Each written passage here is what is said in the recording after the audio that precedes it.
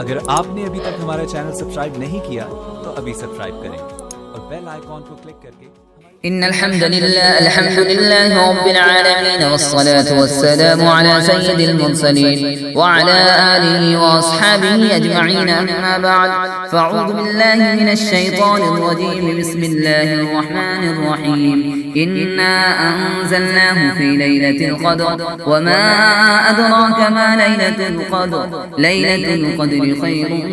من 1000 شهر تنزل الملائكة والروح فيها بإذن ربهم من كل أمر سلام هي حتى مطلع الفجر صدق الله مولانا العظيم.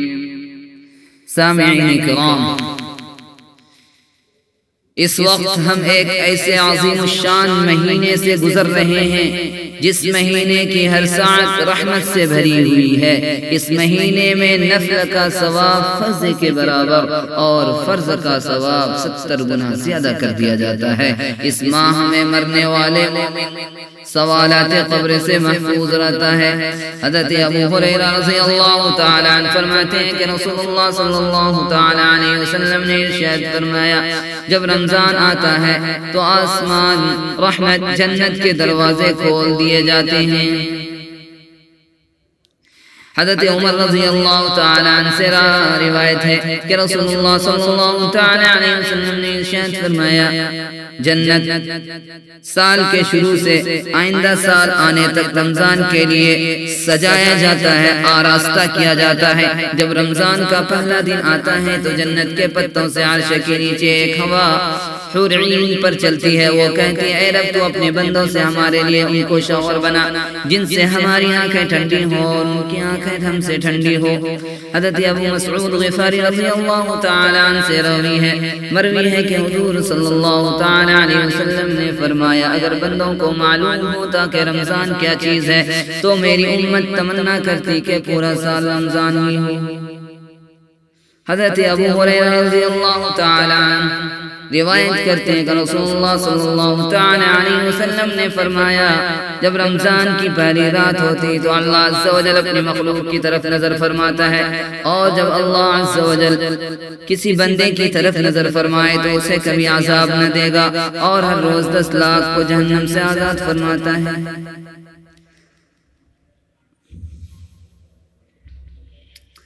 حضرت ابو ہریرہ رضی اللہ تعالیٰ عنہ ایک دوسری جگہ ارشاد فرماتے ہیں، رسول اللہ صلی اللہ تعالیٰ علیہ وسلم نے ارشاد فرمایا، جو ایمان کی وجہ سے اور ثواب کے لیے رمضان کا روزہ رکھے گا اس کے اگلے گناہ بخش دیے جائیں گے. حضرت سہیل بن سعد رضی اللہ تعالیٰ عنہ سے مروی ہے کہ رسول اللہ صلی اللہ تعالیٰ علیہ وسلم نے ارشاد فرمایا، جنت میں 8 دروازے ہیں، ان میں ایک دروازے کا نام ریان ہے، اس دروازے سے وہی جائیں گے جو روزہ رکھتے ہیں. حضرت ابو ہریرہ رضی اللہ تعالی عنہ سے مروی ہے کہ رسول اللہ صلی اللہ تعالی علیہ وسلم ارشاد فرماتے ہیں کہ آدمی کے ہر نیک کام کا بدلہ 10 سے 700 گنا تک دیا جاتا ہے. اللہ تعالی فرمایا، مگر روزہ وہ میرے لیے ہے اور اس کی جزا میں دوں گا اور اس کا بدلہ میں دوں گا. بندہ اپنی خواہش اور کھانے کو میری وجہ سے ترک کرتا ہے. روزے دار کے لیے 2 خوشیاں ہیں، ایک افطار کے وقت، ایک اپنے رب سے ملنے کے وقت. اور روزے دار کے منہ کی بو اللہ عز و جل کے نزدیک مشک سے زیادہ پاکیزہ ہے. اور جب کسی کے روزے کا دن ہوتا ہے تو وہ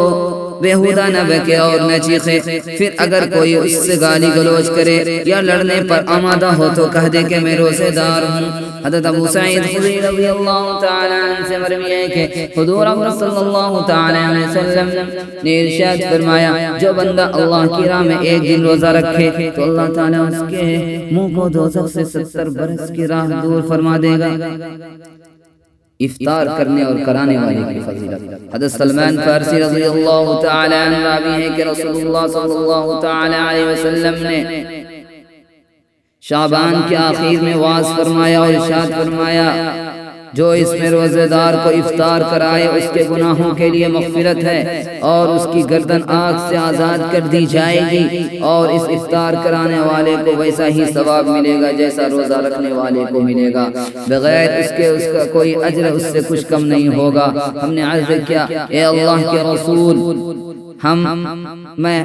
کا ہر شخص وہ چیز نہیں پاتا